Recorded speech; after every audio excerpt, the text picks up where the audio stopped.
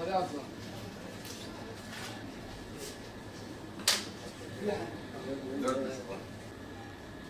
Güzel böyle yaptık diyor. Allah da böyle yapıyor.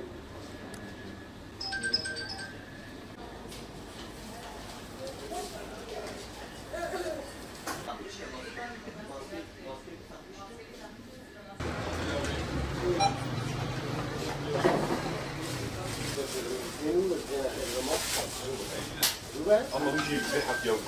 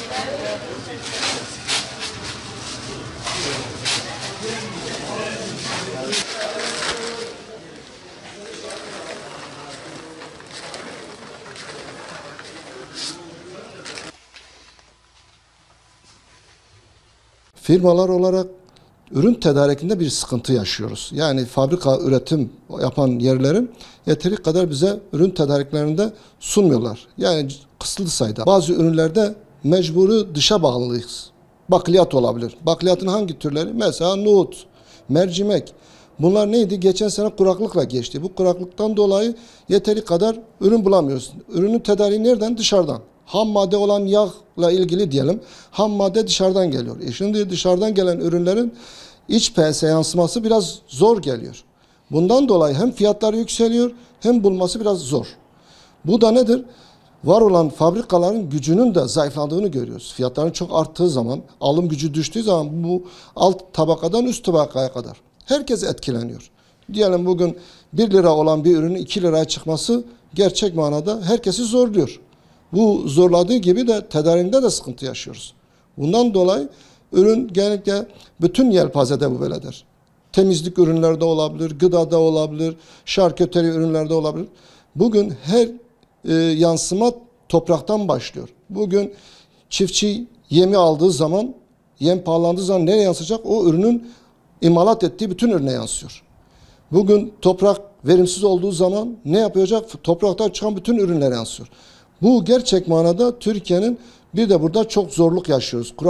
Kuraklıkla geçen bir dönem, bir yıl geçirdik.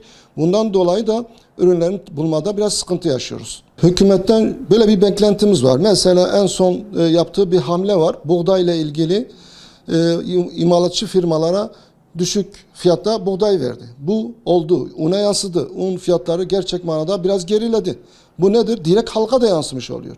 Devletin gerçek manada KDV'yi düşürmesi lazım. Sıfırlaması lazım. Kısa bir dönemde olsa, 5 ay, 6 ay içinde olsa KDV'nin tamamıyla sıfırlanması lazım. KDV'nin sıfırlandığı zaman ne olacak? Bu tüketiciye yansıyacak. Ürün tedarikiyle ilgili gerçek manada firmaların sıkıntısı dışa bağlı olduğundan dolayı sıkıntı çekiyor. Devletin bu sektörleri canlandırması için finans sağlaması lazım onlara. Yani faizsiz kredilere yönelmesi lazım. Esnafa bu yönde büyük bir nefes aldırması lazım. Şimdi düşün, bugün bir araba mal alırken 10 lira öderken bugün 20 lira ödüyor. Gittikçe firmaların gücü gittikçe azalıyor. Bu ne yapması lazım? Devletin onlara faizsiz bir finans gücü sağlaması lazım ki güçlenebilmeleri lazım. Gerçek manada bugün herkes finans yönde zayıfladı. Buna destek olması lazım. Yani devletin kendi üreticisinin, esnafın yanında kendi hissettirmelidir. Eksik yanı budur. Devlet yaptığı bütün zamlarla bir nevi daha da yükü ağırlaştırdı. Bugün akaryakıta gelen zamın %100'ü geçti. Bu bize gelen lojistik arabaların taşımacılığında kiraların 2,5 katı yükseldi. Şimdi bu ister istemez fiyatlara yansıyor. Son olarak devletin bizleri, halkını düşünerek her atacağı adım bizleri daha da aydınlatması lazım. Örneğin bugün KDV'nin sıfırlanması, enerjiden destek vermesi lazım. Var olan piyasa koşullarını sürekli dışarıdan tedarik eden ürünlerinle ilgili kolaylık sağlaması lazım. Ve esnafa, üreticiye faizsiz kredilerin sağlanması lazım. Yoksa esnaf gittikçe hem küçülüyor hem yok olacak. Yok olduğu zaman halk da bitecek. Çünkü halkın alım gücü gittikçe bitmiştir. Halka bir nevi destek olması lazım, üreticiye de destek olması lazım. Bunun da finans yönüyle yardımcı olmaları lazım. Bunun için bir beklenti ve bir düşüncemiz var.